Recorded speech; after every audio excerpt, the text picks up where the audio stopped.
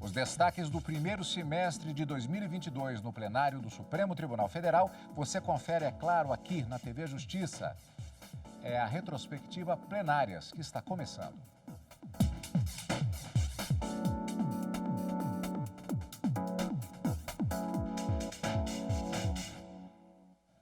Principais momentos das sessões do primeiro semestre do ano, a gente confere agora. A gente normalmente até cita uma data específica, né, Karina? Sessão do dia 22, 23, quarta e quinta-feira normalmente. Só que hoje temos várias datas com diversos julgamentos importantes. E no programa de hoje, especificamente, nós temos uma questão temática. Por quê?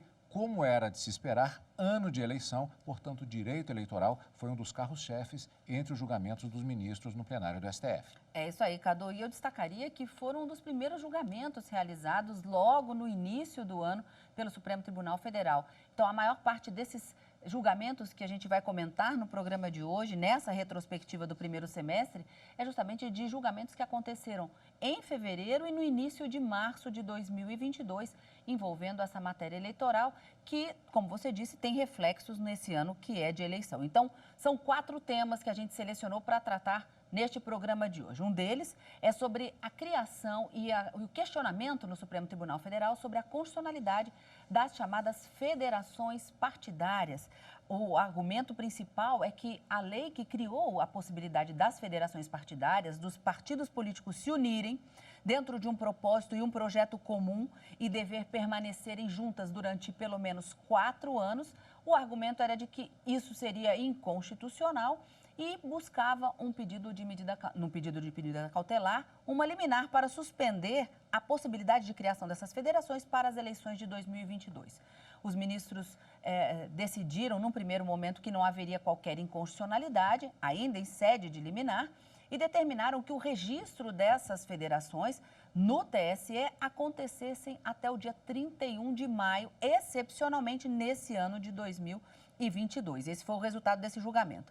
O segundo julgamento que a gente vai ver também trata da alegada inconstitucionalidade das chamadas propagandas eleitorais pagas, impressas ou na internet e que seriam pagas, uma limitação estabelecida na lei eleitoral que também estava sendo questionada. A maioria dos ministros entenderam que não havia qualquer inconstitucionalidade na restrição estabelecida pela lei e foi mantida, portanto, as restrições previstas na lei que a gente vai ver. Um terceiro tema foi também um pedido de medida cautelar acerca da aprovação do Fundo Eleitoral de Financiamento de Campanha.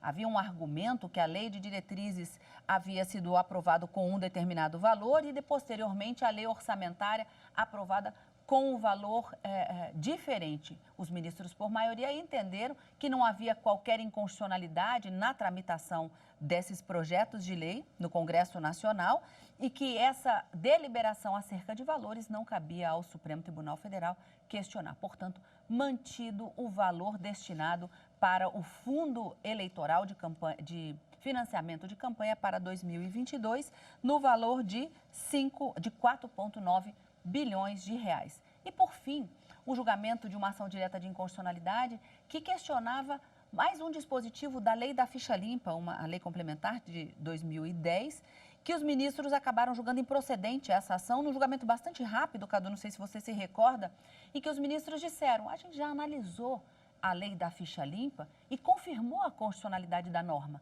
Não houve, do julgamento que aconteceu em 2012, aqui no Supremo Tribunal Federal, nenhuma alteração legislativa e nem alteração de fatos que justificasse, mais uma vez, que o Supremo Tribunal Federal se debruçasse sobre a constitucionalidade da norma.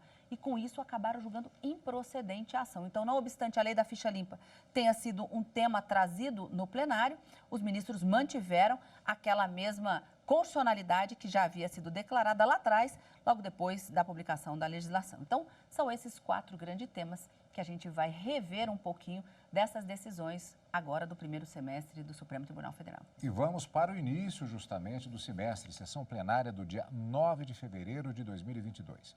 O plenário do Supremo Tribunal Federal, por maioria, como já adiantou a Karina, por maioria de votos, decidiu que as federações partidárias deveriam ser registradas no TSE, o Tribunal Superior Eleitoral, até o dia 31 de maio deste ano. O julgamento foi acompanhado pela repórter Marta Ferreira. As federações partidárias foram criadas pela Lei 14.208 de 2021. Pela norma, uma federação pode reunir 2 ou mais partidos políticos e, após registro no Tribunal Superior Eleitoral, atuará como uma única agremiação partidária, com abrangência nacional.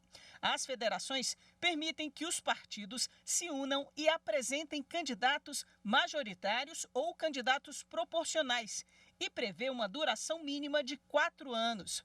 Já as coligações se formam no ano de eleição, no momento das convenções partidárias, e são desfeitas logo depois. Os partidos se unem apenas para a disputa dos cargos majoritários naquela circunscrição. Com isso, as eleições deste ano serão as primeiras com a formação de federações partidárias. O Partido Trabalhista Brasileiro, autor da ação, argumenta que o projeto que deu origem às federações foi votado e aprovado no Senado Federal após a Emenda Constitucional 97 de 2017, que proibiu as coligações em eleições proporcionais. Na avaliação do PTB, com alteração constitucional, o projeto deveria ter retornado à Câmara dos Deputados. O partido argumenta que as federações partidárias seriam institutos idênticos às coligações, vedadas nas eleições proporcionais. Em dezembro, o ministro Luiz Roberto Barroso, relator da ação, determinou em decisão liminar que as federações obtenham registro de estatuto até 6 meses antes das eleições, mesmo prazo fixado em lei para que qualquer legenda esteja registrada e apta a lançar candidatos. Barroso começou o voto explicando como funciona uma federação. É uma aliança de duração mínima de 4 anos. Em segundo lugar, a legislação exige um grau relevante de afinidade programática na medida em que os partidos precisam elaborar um estatuto comum, aprovado pelo TSE, e um programa comum de ambos. E, portanto, com isso se minimiza o risco de partidos com linhas ideológicas completamente distintas se alinharem para fins eleitorais. E, em terceiro lugar, a legislação vincula o funcionamento parlamentar das federações depois das eleições. Barroso, então, manteve a validação das federações, mas fez uma adequação quanto ao prazo de registro para as eleições de 2022. Minha tese de julgamento é a seguinte: é constitucional a Lei 14.208 de 2021, que institui as federações partidárias, salvo quanto ao prazo para seu registro, que deverá ser o mesmo aplicável aos partidos políticos. Excepcionalmente, nas eleições de 2022, este prazo pode ser estendido até 31 de maio do mesmo ano. O ministro Gilmar Mendes divergiu em parte do relator. Para ele, a data limite para a constituição das federações é dia 5 de agosto de 2022. A antecipação da data limite para o registro das federações partidárias é que pode ser fatal para o sucesso das federações partidárias, salvo o melhor juízo. Dessa forma, a antecipação do prazo é que pode se revelar atentatória ao princípio da igualdade de chance, o que a um só tempo nos torna premente convir que se há periculum in mora, ele é inverso. Por tudo isso, presidente, nego o referendo à medida cautelar, assentando, sim, que a data limítrofe para a constituição das federações é o dia 5 de agosto de 2022. Já o ministro Nunes Marques divergiu totalmente do relator, ao entender que a lei que criou as federações partidárias é inconstitucional. Por maioria, os ministros decidiram que as federações partidárias devem ser registradas no TSE até o dia 31 de maio. Pois é, Karina, aqui a gente tem uma situação que não resisto, vou brincar um pouquinho, que é a seguinte: às vezes uma coisa é uma coisa, outra coisa é outra coisa, e às vezes outra coisa é uma coisa disfarçada. Do que eu estou falando? Coligações e federações. Havia uma discussão em relação a essas duas definições e que as federações poderiam ser, segundo alguns entendimentos, coligações disfarçadas com os supostos vícios que seriam questionados nessa situação. Como é que ficou essa discussão? Esse era um dos principais fundamentos para o autor da ação e do pedido da medida cautelar, mas que o ministro Luiz Roberto Barroso acabou afastando de toda forma e entendeu que não haveria qualquer dúvida sobre a origem das duas. As coligações foram proibidas e elas permitiam que os partidos políticos se unissem sem qualquer ideologia em comum, apenas para potencializar o resultado das eleições. Isso foi proibido.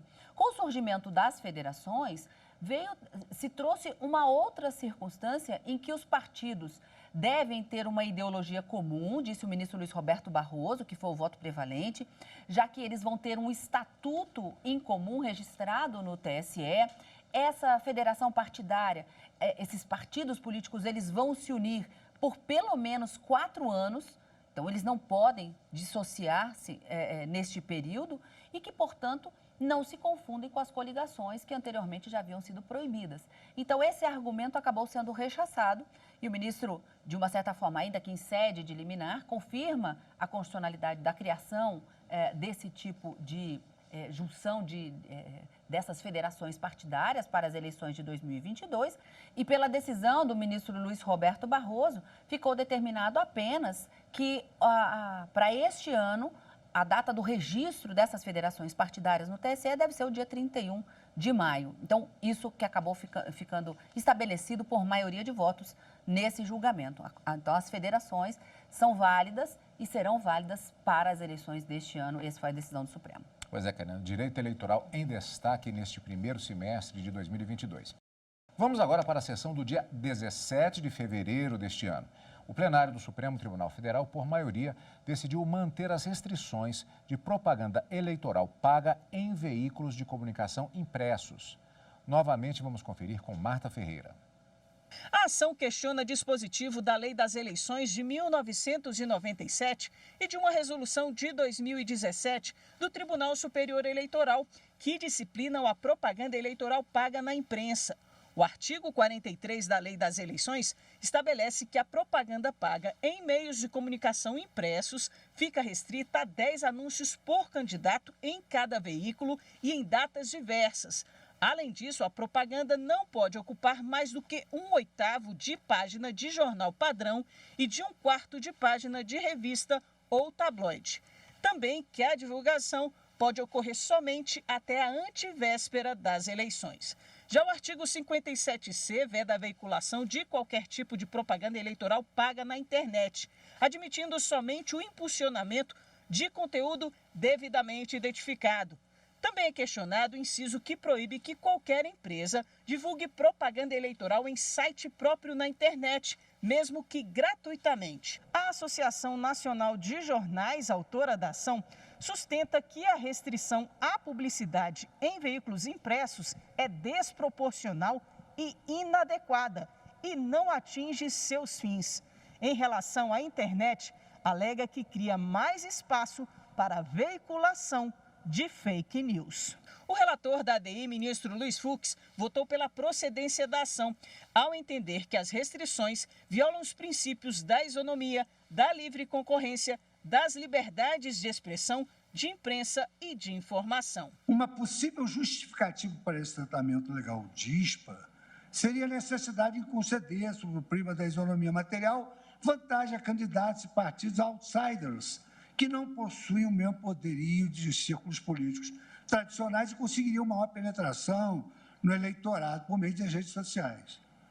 Vale, entretanto, lembrar que não apenas o impulsionamento é permitido pelo artigo 57 da Lei das Eleições. Vejam a desvantagem da imprensa escrita. Mas também a circulação da propaganda eleitoral via SMS, WhatsApp, Telegram e outros aplicativos de mensagem instantânea.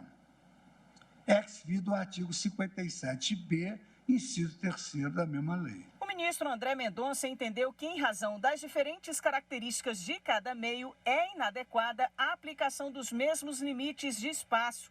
Nesse sentido, propôs que o TSE regulamente essas restrições até que o Congresso Nacional trate da matéria. Já os ministros Nunes Marques, Alexandre de Moraes, Rosa Weber, Gilmar Mendes, Dias Toffoli e Ricardo Lewandowski consideram que as regras limitadoras das divulgações respeitam os princípios constitucionais. Não vislumbro violação das liberdades de imprensa e de expressão. Entendo que a assimetria de tratamento conferida pelo dispositivo à propaganda em mídia tradicional e nas redes sociais, a meu ver, não vai se resolver com a desregulação da propaganda nos veículos de internet e da mídia tradicional. Os ministros Edson Fachin, Luiz Roberto Barroso e Carmen Lúcia seguiram o relator. Por maioria, o plenário decidiu que os dispositivos questionados são constitucionais, mantendo assim as restrições de propaganda eleitoral paga em veículos de comunicação impressos. Mais destaques do plenário do Supremo Tribunal Federal no primeiro semestre de 2022. Vamos conferir depois do intervalo aqui no Plenárias.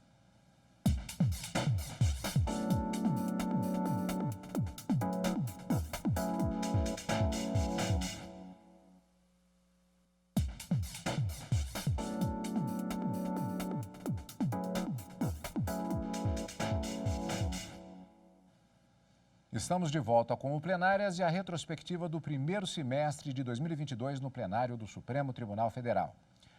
Vamos para a sessão do dia 3 de março de 2022. O Supremo Tribunal terminou o julgamento e manteve nova fórmula de cálculo do valor do chamado fundo eleitoral. Reportagem Marta Ferreira. O Partido Novo, autor da ação, questionou o dispositivo da Lei de Diretrizes Orçamentárias de 2022, que destina até 5,7 bilhões de reais ao fundo eleitoral. A alegação é de que o Congresso invadiu prerrogativa exclusiva do Poder Executivo para alterar os valores destinados ao fundo. Afirma ainda que o valor do repasse é inconstitucional e que houve desvio de finalidade na utilização de recursos públicos. No primeiro dia de julgamento, o relator ministro André Mendonça votou pela suspensão da eficácia da norma por afronta ao princípio da proporcionalidade.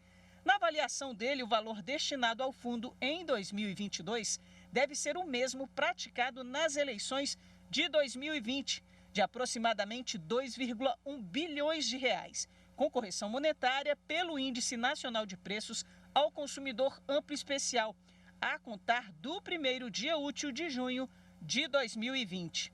Conheço da presente ação direta de inconstitucionalidade e defiro a presente medida cautelar para fins de suspender a eficácia do artigo 12, inciso 27, da Lei Federal nº 14.194, de 20 de agosto de 2021, que dispõe sobre as diretrizes para a elaboração e a execução da Lei Orçamentária de 2022 e da outras providências.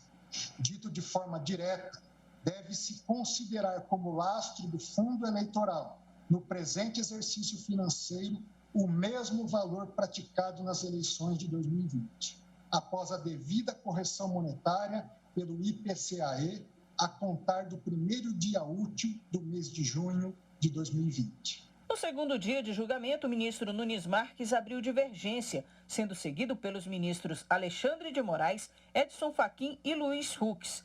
Nunes Marques ressaltou que não pode o Supremo assentar que ainda em um cenário de restrição orçamentária e mesmo de crise pandêmica, há melhor alocação para a receita pública, por ser uma tarefa eminentemente política.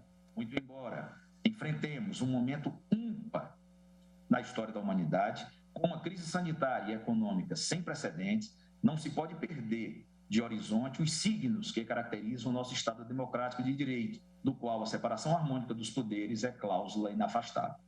Ora, o controle da alegada má alocação dos recursos se dará nas urnas, oportunidade em que o financiamento público das campanhas, com certeza, retornará ao debate político. O ministro Luiz Roberto Barroso divergiu em menor extensão do relator por verificar a inconstitucionalidade no dispositivo da LDO, mas considerou constitucional a posterior lei orçamentária anual, que aprovou verba de 4,9 bilhões de reais para o fundo eleitoral. Na retomada do julgamento, as ministras Rosa Weber e Carmen Lúcia acompanharam o voto de Barroso. Se estabelece aqui, não se compadece com o que foi previsto para a lei de diretrizes orçamentárias nos dispositivos constitucionais e aqui, não me valendo do princípio da proporcionalidade, porque não fiz o exame considerando que do espectro específico de atuação legítima do Poder Legislativo ter sido fixado desde que nos parâmetros para a feitura da lei de diretrizes orçamentárias não foi devidamente atendida.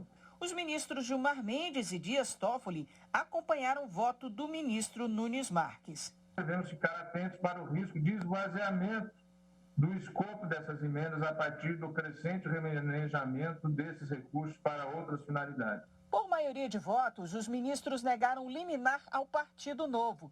Com a decisão, até que haja o julgamento definitivo, está mantido o fundo de 4,9 bilhões de reais, valor sancionado na lei orçamentária anual, que não foi contestada na ação julgada. Vamos continuar conferindo com Marta Ferreira, desta vez a sessão do dia 9 de março de 2022. O Supremo Tribunal Federal decidiu que não há motivos para mudança de entendimento sobre prazo de inelegibilidade previsto na lei da ficha limpa. Uma curiosidade sobre esta sessão: foi a primeira presencial depois das sessões por videoconferência por causa da pandemia de Covid-19. A sessão marcou a volta dos julgamentos presenciais no plenário, depois de quase 2 anos de sessões remotas por causa da pandemia de coronavírus. O acesso ao plenário é permitido apenas aos ministros, aos membros do Ministério Público, aos servidores e colaboradores indispensáveis ao funcionamento da sessão e aos advogados de processos incluídos na pauta do dia. O primeiro foi a ação proposta pelo PDT, que questiona dispositivo que trata de uma hipótese de inelegibilidade prevista na lei da ficha limpa. A lei prevê que candidatos condenados em ações criminais por decisão colegiada de um grupo de juízes ou por decisão da qual não caiba mais recurso, fiquem inelegíveis desde a condenação até o transcurso do prazo de 8 anos após o cumprimento da pena. Em dezembro de 2020, o relator do pedido, o ministro Nunes Marques, concedeu liminar favorável ao partido. Ele reconheceu que a ausência de uma forma de descontar o tempo de inelegibilidade já cumprido poderia implicar em prazos indeterminados, o que seria inconstitucional. O caso, então, foi levado para análise do plenário virtual, mas o ministro Alexandre de Moraes pediu vista e o processo foi para julgamento na sessão presencial. O ministro Nunes Marques manteve o voto no sentido de dar interpretação conforme a Constituição.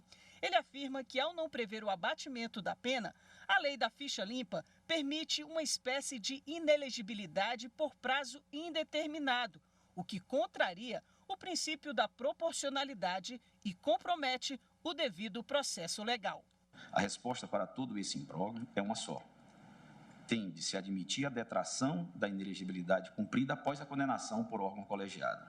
Se o condenado por órgão colegiado está inelegível, ele já está de fato cumprindo a sanção e, como tal, tem direito de ter esse tempo contado no prazo de inelegibilidade.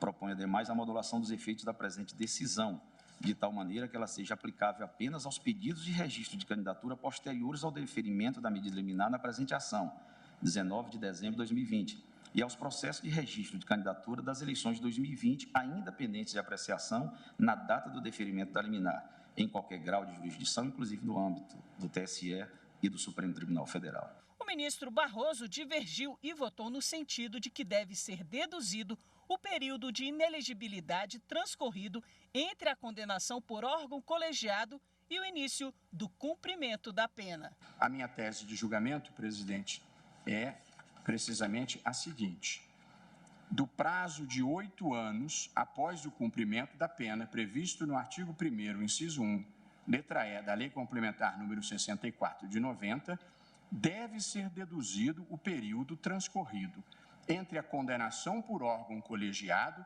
e o efetivo início do cumprimento da pena. Diferentemente dos outros 2 ministros, o ministro Alexandre de Moraes votou pelo não conhecimento da ação. Para ele, a ADI seria uma ação rescisória disfarçada. Isso porque o Supremo já declarou a constitucionalidade do dispositivo questionado em outro julgamento.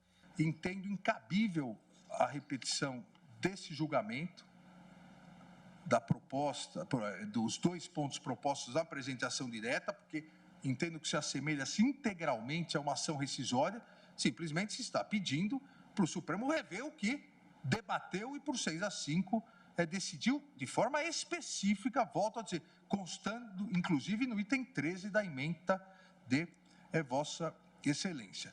Acompanharam o entendimento de Moraes as ministras Carmen Lúcia e Rosa Weber, os ministros Edson Fachin, Ricardo Lewandowski e Luiz Fux. Com isso, o plenário, por maioria, não conheceu da ação, nos termos do voto do ministro Alexandre de Moraes. Vencidos os ministros Nunes Marques, Luiz Roberto Barroso, André Mendonça e Gilmar Mendes. Na prática, o Supremo manteve o prazo previsto de inelegibilidade da lei da ficha limpa. Bom, Karina, vamos lá. Tecnicamente, houve o não conhecimento, ou seja, quando preliminarmente há necessidade de analisar se a ação será conhecida, ou seja, julgada. Não havendo conhecimento, não se entra no mérito da ação, com consequências em relação a isso. O que significa, como disse a Marta, inclusive na reportagem, que foi mantido um determinado entendimento do próprio plenário. Mas o entendimento do plenário ele ainda pode, eventualmente, ele ser modificado nesse e em outros casos, desde que haja fundamento. Exatamente, Cadu. Essa ação direta de inconstitucionalidade, ela trazia de volta para a discussão no plenário do Supremo Tribunal Federal o que em 2012, há 10 anos, e foi um julgamento em fevereiro também, em 2012, que os ministros julgaram a improcedência de 2 ações declaratórias de constitucionalidade que questionavam justamente o teor de dispositivos da lei da ficha limpa. E naquela ocasião, como a gente bem viu, o ministro Alexandre de Moraes dizendo que por um placar apertado, os ministros confirmaram a constitucionalidade da lei da ficha limpa, inclusive esse dispositivo que era questionado nessa ação direta. E que de lá para cá não houve alteração nem na legislação e nem surgiram fatos novos que justificassem uma análise do mérito para dar uma outra interpretação ao caso. Então, o ministro Alexandre de Moraes, que acabou abrindo a divergência e ficando vencedor da maioria que se formou, ele disse que o que se pretendia com essa ação era rediscutir aquela decisão como se fosse uma ação rescisória, para se rever aquela decisão, alegando que haveria uma inconstitucionalidade. Mas não, a maioria que se formou entendeu que não havia motivos para que o plenário se debruçasse novamente sobre esse tema e aí os ministros entenderam que era incabível, não cabia essa ação direta de inconstitucionalidade, justamente aplicando essa jurisprudência de não analisar a situação quando não houver fatos e nem legislação nova que justifique a análise do pedido. Então, mantida a lei da ficha limpa e mantida essa inelegibilidade por mais 8 anos após o cumprimento da pena naqueles casos em que houver condenação criminal. Então, essa foi a decisão dos ministros. Foi até um julgamento bastante rápido, não é, Cadu? Sim. Aplicando a jurisprudência da Corte, não conheceram, mantida, portanto, a decisão de eficácia vinculante nessas 2 ADCs julgadas em 2012. Bom, estes foram os destaques do primeiro semestre de 2022 na perspectiva do direito eleitoral. Karina, na próxima semana, mais destaques desse primeiro semestre. Lembrando que todo o mês de julho estaremos revendo justamente principais momentos das sessões plenárias do Supremo Tribunal Federal. É exatamente isso, Cadu. E outras matérias importantes debatidas e discutidas no plenário, a gente vai rever aqui no Plenárias na próxima semana, mas neste final de semana o nosso encontro é aqui no Plenárias. Nesta edição que marca o início justamente dessas retrospectivas dos principais momentos do plenário do Supremo Tribunal Federal. Lembrando que você acompanha o Plenárias aqui na TV Justiça, na Rádio Justiça e também pelo YouTube. Como sempre, obrigado pela sua companhia. E continue conosco na TV Justiça.